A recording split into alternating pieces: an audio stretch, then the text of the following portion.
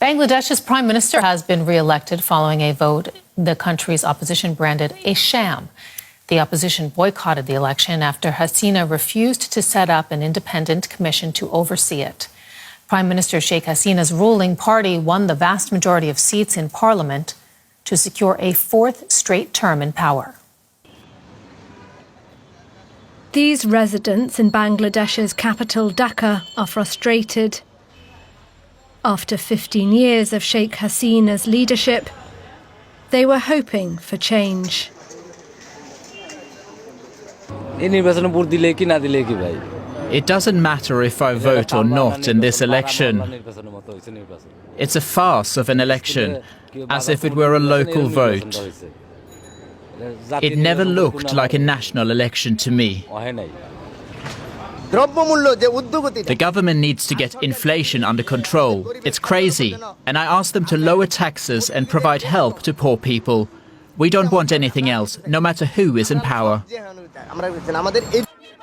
It was an election marred by controversy and violence.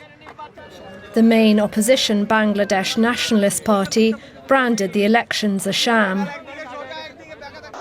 The BNP held mass protests ahead of the election and told its supporters to boycott the vote. They insist that Hasina's crackdown on political rivals ensured that her re-election was a foregone conclusion. Hasina dismissed this criticism and defended her goals as a re-elected leader. Listen, I have nothing to say. Those who want to criticize, they can criticize. It is their liberty. It is their liberty. I have my own belief. Whether it is right or wrong, I believe that and I trust on that. I trust on myself that, yes, I have done the right thing and the election was free and fair. The boycott of the election by the BNP was one of the reasons that voter turnout was much lower than for the previous election. But the smaller number of people who did vote ended up tightening Hasina's grip on power. We're joined now by South Asia expert Michael Kugelman. He is the Deputy Director of the Asia Program at the Wilson Center in Washington, D.C. Thank you for joining us here on DW News. So an election without opposition, and yet the government claims that it is free and fair. Do you agree?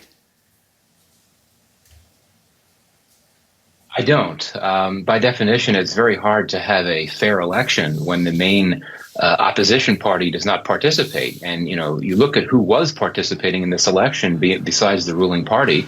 There was one other political party that's fairly prominent, but it's fairly aligned with the ruling party. Then there were a small number of other opposition parties that are quite weak. And then there were a bunch of independent candidates that are aligned with the ruling party. So essentially, the ruling party was running against itself. I don't see how you can call that a free and fair election, not to mention the climate that played out in Bangladesh in the weeks and months before the election, which presented a non-level playing field that, quite frankly, made it difficult for any party wanting to oppose the ruling party to mount a viable campaign. So, how is this any different from the last elections, first of all? And second of all, with Bangladesh looking like a deeply divided country, what does it mean for the Prime Minister's ability to now govern?